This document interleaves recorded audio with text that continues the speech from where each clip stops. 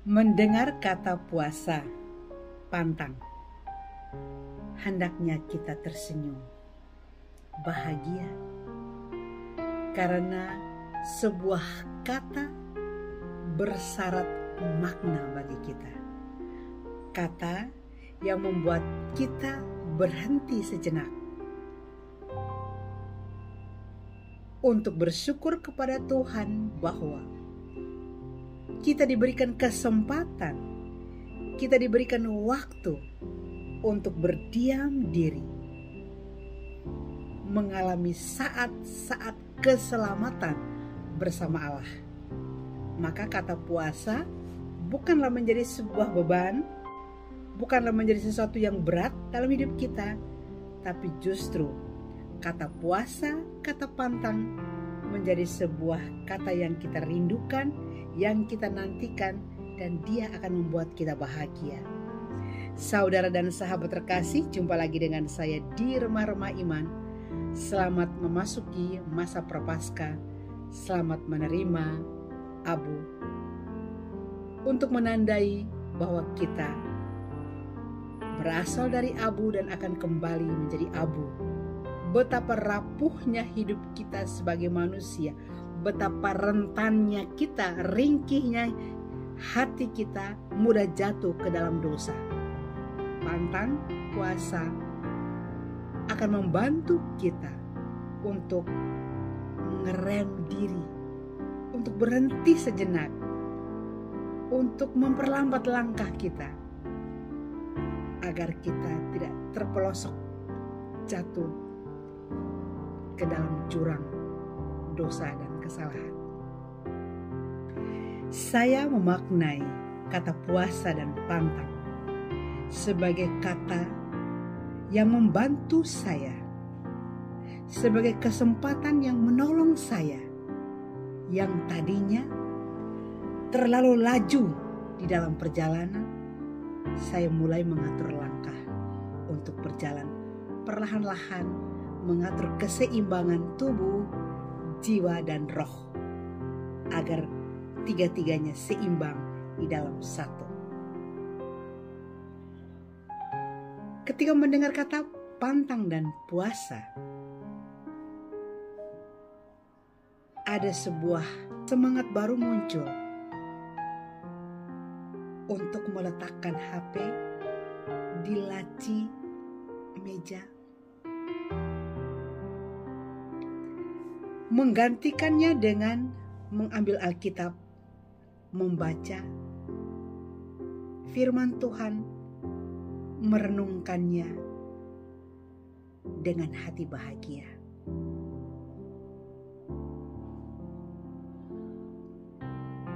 Saatnya saya mengheningkan, mendiamkan semua suara-suara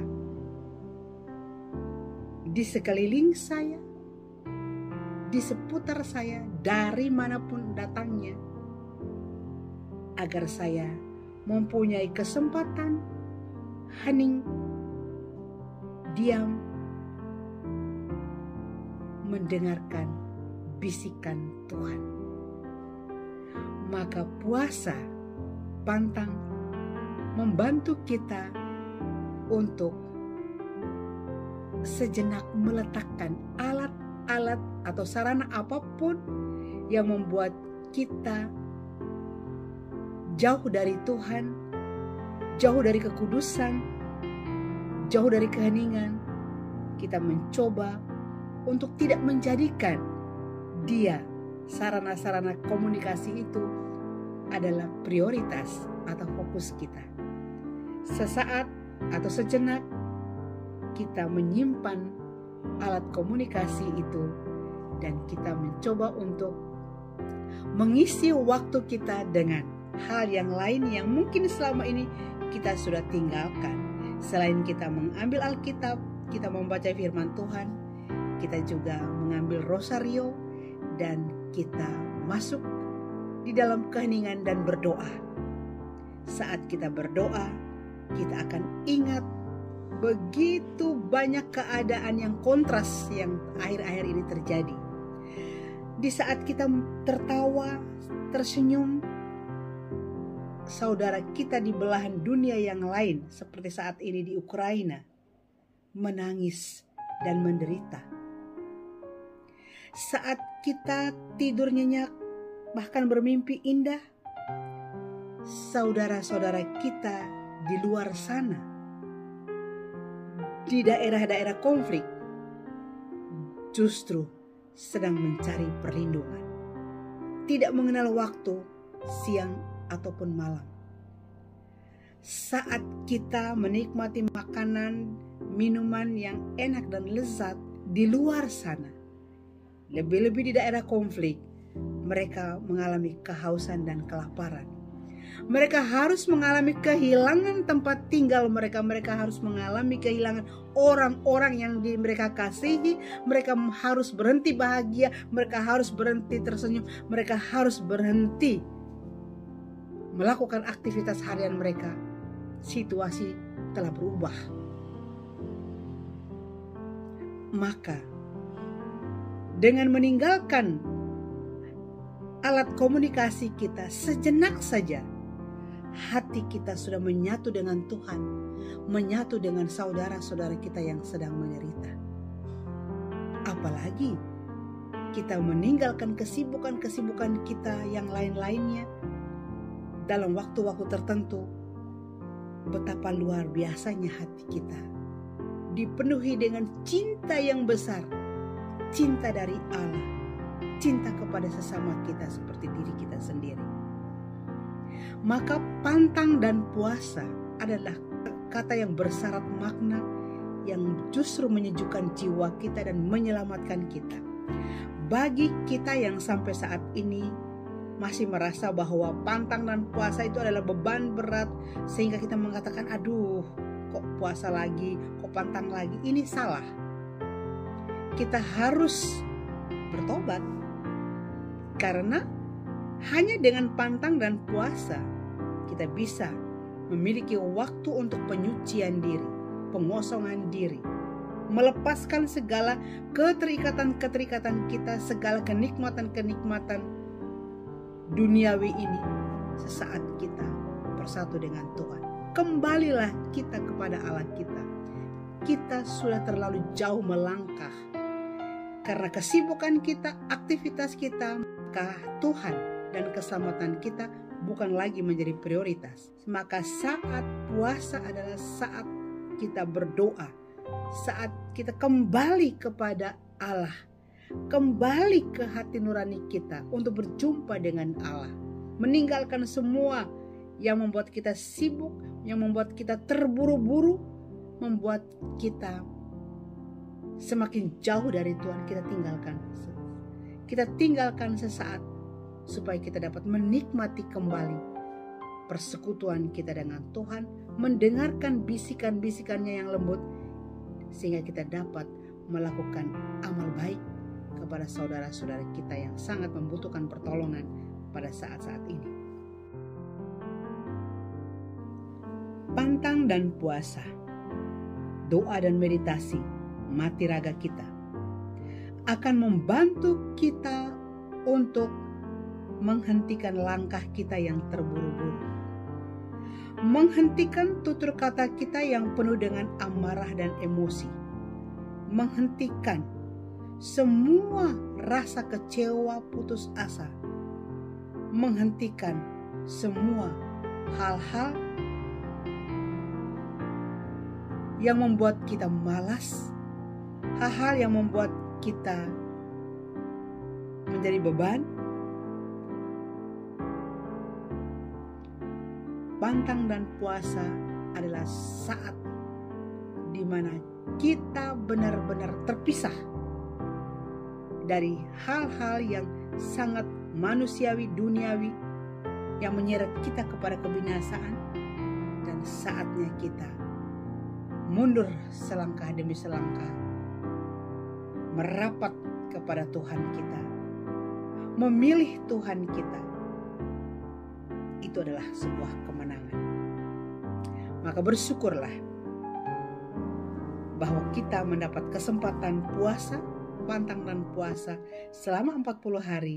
Ini saat berahmat, saat yang luar biasa, 1 tahun 1 kali. Jangan lewatkan itu. Jangan banyak alasan. Jangan juga mencari alasan. Lakukan saja hal-hal yang sederhana.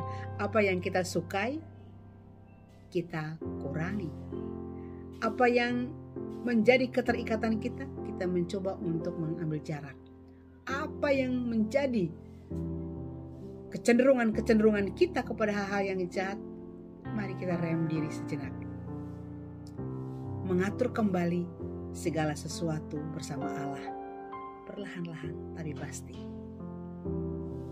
Dan mari kita menyatukan hari doa kita hari ini bersama dengan seruan Bapak Paus Fransiskus atas keprihatinannya terhadap situasi konflik di Rusia dan Ukraina. Bapak Paus mengajar kepada kita jangan tinggal diam ketika melihat, ketika mendengar saudara-saudara kita menderita. Jangan tinggal diam, jangan sibuk dengan diri kita sendiri. Ambillah waktu, masuk dalam keheningan doa, berdoa mohon perdamaian agar perang dihentikan.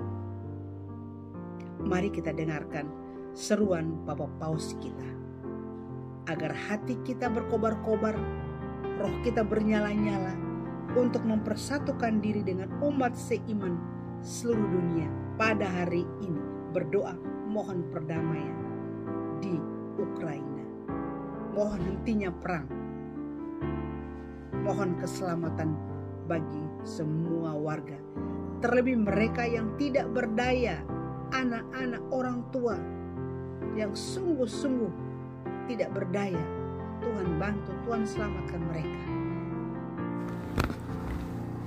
Saya memiliki kesedihan besar di hatiku saat situasi di Ukraina meningkat, terlepas dari upaya diplomatik minggu-minggu terakhir. Skenario yang semakin mengkhawatirkan sedang terjadi. Seperti saya, banyak orang di seluruh dunia mengalami sakit hati dan khawatir. Sekali lagi, perdamaian semua orang terancam oleh kepentingan partisan. Saya ingin menyerukan para pemimpin politik untuk melakukan pemeriksaan hati nurani yang serius di hadapan Tuhan, yang merupakan Tuhan perdamaian dan bukan perang. Bapa dari semua orang, bukan bagi sebagian orang, yang ingin kita menjadi saudara dan bukan musuh. Saya meminta untuk pihak yang terlibat untuk menahan diri dari tindakan apapun yang dapat menyebabkan lebih banyak penderitaan bagi penduduk, merusak konsistensi antar bangsa, dan mendiskreditkan. Yesus mengajarkan kita bahwa untuk bersikeras, jahat untuk kebodohan, kekerasan yang ditanggapi dengan senjata, Tuhan dengan doa dan puasa. Saya mengundang semua orang untuk menjadikan tanggal 2 Maret nanti, Rabu Abu, hari puasa untuk kedamaian. Saya khusus yang mendorong orang-orang beriman untuk melakukan intensi dalam doa dan puasa pada hari itu. Semoga Ratu Perdamaian memelihara dunia dari kegilaan perang.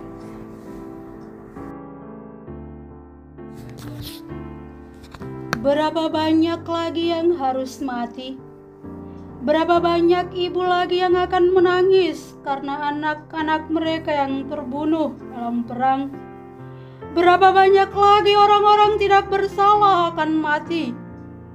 Berapa banyak janda tanpa suami dan anak tanpa orang tua? Situasi keprihatinan ini bukan sesuatu dari sana, jauh dari kita. Ini adalah sesuatu dari kita semua.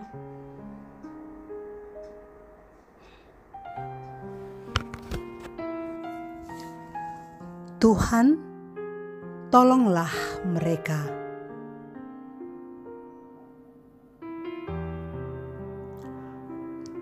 Tuhan, jangan tinggalkan mereka.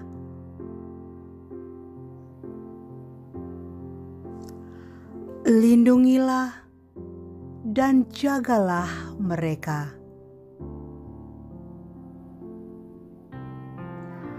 Kasihanilah dan sayangilah mereka. Hapus air mata mereka.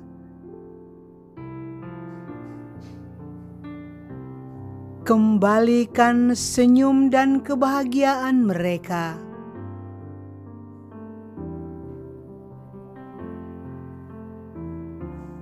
Berilah mereka damai sejahtera-Mu. Hentikanlah perang.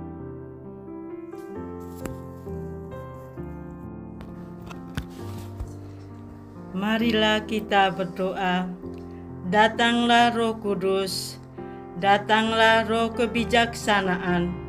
Penuhilah hati orang-orang yang percaya, penuhilah hati kami dan terangilah hati kami. Kobarkan api kasih-Mu untuk Roh-Mu yang kudus, dan semua akan diciptakan dan Engkau akan membaharui muka bumi.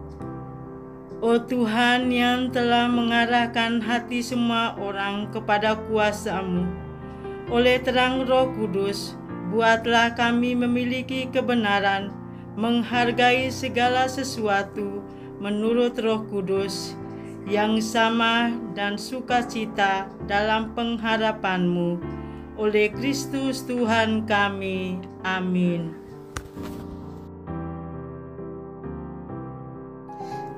Saudara dan sahabat terkasih, semoga permenungan ini menjadi semangat dan juga inspirasi bagi kita semua. Tuhan memberkati.